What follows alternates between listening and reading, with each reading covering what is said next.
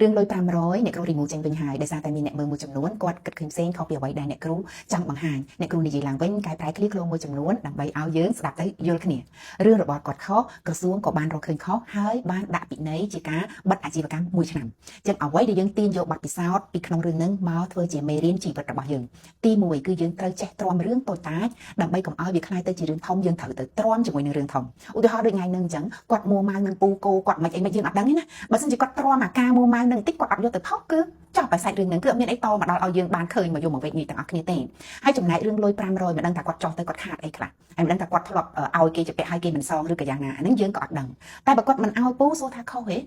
វាខុសនឹងគុណធម៌តែប៉ុណ្ណោះឯងហើយសួរថាយើងត្រូវមានសិទ្ធិបង្ខំគាត់ថា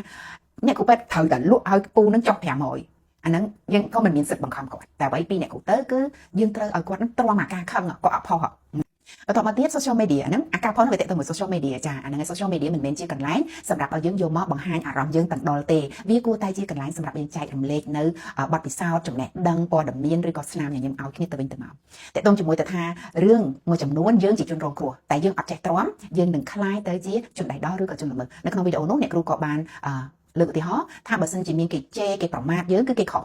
ហើយយើងមានសិទ្ធិប្តឹងគេតែបើយើងទ្រាំអត់បានយើងវាយគេផាំងយើងខ្លាយទៅជាជនល្មើសនេះគឺជាអ្វីដែលអ្នកគ្រូចង់និយាយអ្នកគ្រូអត់ចង់វេកញែកអ្នកណាខុសអ្នកណាត្រូវទៀតទេអ្នកគ្រូចង់បង្រៀនឲ្យអ្នកទាំងអស់គ្នាចេះទ្រាំហើយនឹងចេះប្រើ social media តែប៉ុណ្ណោះចាជូនពរសុខសប្បាយទាំងអស់គ្នា